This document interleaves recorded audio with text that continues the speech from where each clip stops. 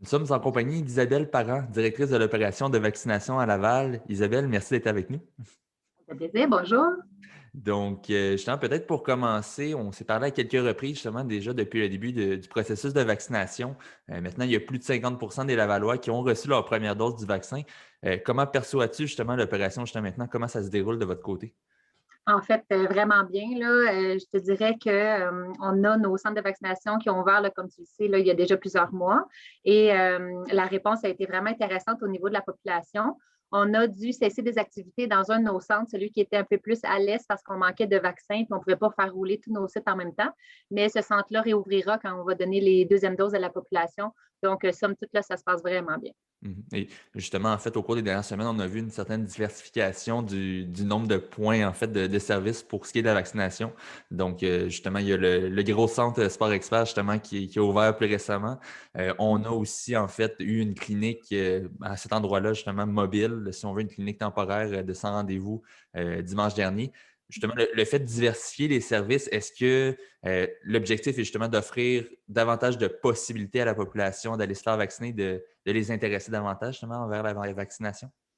Bien, exactement, parce qu'on se rend compte, tu sais, si je te donne un exemple, les travailleurs de la construction qui font de longues heures dans une journée, on n'est pas sûr que ça leur tente, quand ils finissent à 7 heures le soir, leur journée dans le corps, d'aller prendre un rendez-vous pour aller dans un centre. Puis bon, fait qu'on s'est dit, ben, en ouvrant du centre rendez-vous, cette population-là et d'autres par ailleurs vont juste passer en allant chez eux, se faire vacciner quand ils se sentent bien. Mais tu sais, de là pour eux à prévoir que peut-être que cette journée-là, ils vont se sentir assez bien, ça devenait un peu complexe. Donc, justement, pour offrir la vaccination au plus grand nombre, mais en diversifiant nos stratégies, là, c'est vraiment gagnant. Mhm. Et as-tu peut-être remarqué, on sait, bon, on regarde un peu les chiffres des différentes tranches d'âge. Est-ce qu'il y a une tranche d'âge en particulier qui c'est plus difficile justement les attirer et prendre des rendez-vous pour aller se faire vacciner?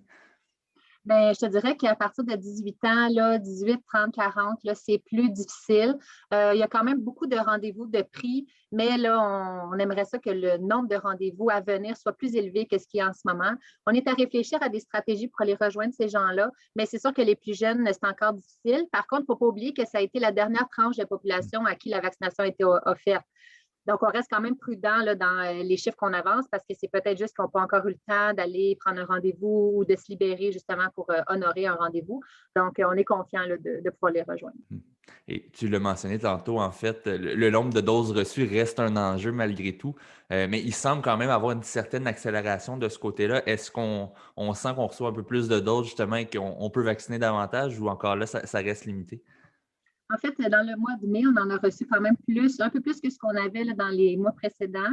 Mais là, on voit là, que vers la fin juin, juillet, là, ça semble vouloir un peu diminuer. Par contre, on attend des livraisons de d'autres types de vaccins, comme le Moderna, qu'on n'a pas encore eu les confirmations de livraison. Nous, ce qu'on a à l'heure actuelle, c'est le vaccin Pfizer. Donc, peut-être qu'on aura des belles surprises, puis qu'on aura des milliers de doses, parce que c'est ce que le ministère là, promet. Il est assez confiant de pouvoir recevoir beaucoup de doses pour couvrir l'ensemble de la population du Québec. Mhm. Oui, mais on l'a vu justement, Christian Dubé, en fait, a mentionné à plusieurs reprises que le mois de juin allait être important, qu'on souhaitait recevoir beaucoup de doses. Et on parlait même de tenter d'avoir la deuxième dose pour tout le monde d'ici la fin août. Donc, j'imagine que ça va s'accélérer beaucoup pour vous dans les prochains mois, là. Bien, c'est ça. Les 2 premières semaines de juin, on a quand même beaucoup de doses qui s'en viennent. Après ça, dans la suite du mois de juin, ça semble assez soit se stabiliser ou diminuer un petit peu, mais on parle quand même de dizaines de milliers de doses. Donc, à Laval, on se rend compte que selon ce qu'on reçoit, on arrive toujours à combler 100% de nos rendez-vous. Donc, on est certain d'avoir assez de doses pour toutes les gens qui voudraient avoir un vaccin. Mhm. Et bon, la vaccination scolaire est la prochaine grande étape, si on veut, du processus de vaccination. Ça arrive à grands pas. Du côté du 6 de Laval, comment se déroulent les préparatifs justement pour cette étape-là? En fait, à Laval, on est une des rares régions au Québec qui a pris la décision d'aller physiquement dans les écoles. Il y a environ 20 des CIS et des CIUS qui ont décidé de faire ça. C'est toute une organisation. Là, on est à mettre en place deux, peut-être même trois équipes pour faire de 2 à 3 écoles par jour. On parle quand même là, de près de 30 000 étudiants de 12 ans et plus jusqu'à 17 ans. Notre objectif, c'est vraiment d'aller dans les écoles secondaires qui possèdent de 900 élèves et plus. Et on a demandé aux écoles primaires de sixième année avoisinantes d'amener leurs étudiants, leurs élèves dans les écoles secondaires où on ira vacciner. Comme ça, le transport scolaire est beaucoup moins fastidieux, je dirais, parce que ça semble être un enjeu là, pour les écoles secondaires qui ont des milliers d'étudiants de trouver une flotte d'autobus assez grande pour toutes les amener en centre de vaccination de masse. Puis aussi, on est assez confiant que d'aller dans les écoles, on risque de rejoindre aussi le plus grand nombre. Donc, les réticents qui ne voulaient peut-être pas prendre l'autobus, l'effet d'entraînement quand tu vois tes amis se faire vacciner, des professeurs aussi qui n'auraient pas encore eu le temps d'y aller. On offre vraiment la vaccination là, à toutes les personnes qui sont sur place. Mhm. Et tu le mentionnes, en fait, vous êtes une des rares installations au Québec, justement, qui se déplace directement dans les écoles. On l'a vu déjà plus tôt, justement, dans la pandémie, en fait, que le Centre de service scolaire et le CI3S de Laval ont collaboré, justement, pour les tests de dépistage et autres. Donc, c'est un peu le retour, le fruit d'une collaboration, justement, entre les deux parties, là, si je comprends bien. Oui, puis tu sais, quand j'ai fait la rencontre avec les commissions scolaires, autant le privé, le public, on a dit, tu sais, il faut baisser les barrières, là, tous les événements qu'il peut y avoir qui séparent souvent le public du privé, il faut laisser tomber ça, il faut voir la campagne de vaccination comme quelque chose d'inclusif. Puis vraiment, là, on a une réponse assez extraordinaire des différentes écoles, autant primaires, secondaires, anglophones, francophones, privés, publics. Tout le monde s'est comme dit, OK, on est tous dans le même bateau, on veut avoir un bel été, bien, let's go, faisons des partenariats. Puis hier soir, j'avais reçu la liste de toutes les écoles primaires, dans quelle école secondaire ils allaient se déplacer. C'est vraiment impressionnant.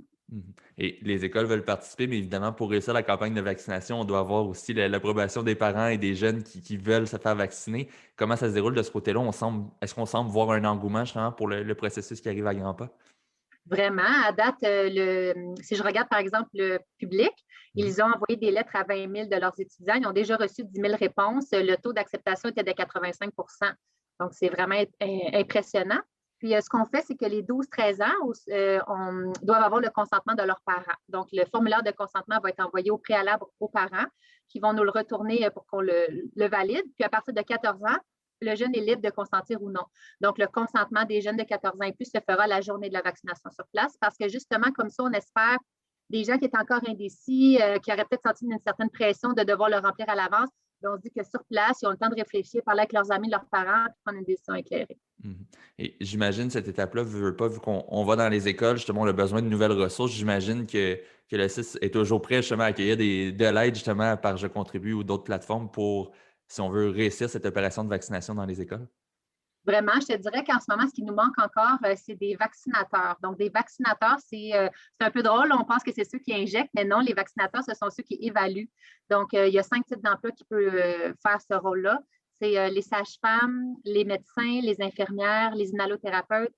Et le cinquième m'échappe, je pense que c'est les pharmaciens, mais là, j'ai un blanc de mémoire. Mais ces 5 types d'emplois-là sont vraiment précieux pour nous. Puis c'est quand même une denrée rare parce que c'est des gens souvent que leurs activités n'ont pas diminué. Donc, c'est difficile pour eux de se libérer pour venir nous aider.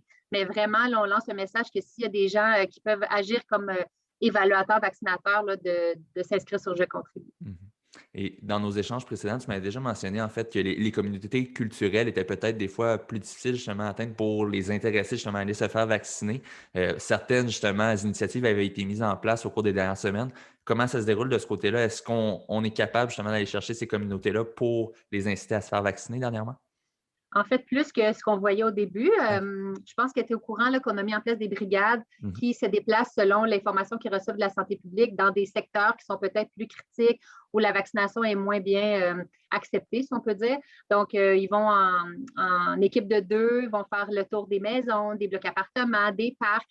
Il y a à peu près une vingtaine là, d'agents mobilisateurs, là, justement, qui vont espérer comme convaincre des gens en leur disant vraiment, ben, c'est important la vaccination, voici pourquoi, voici les implications que ça a.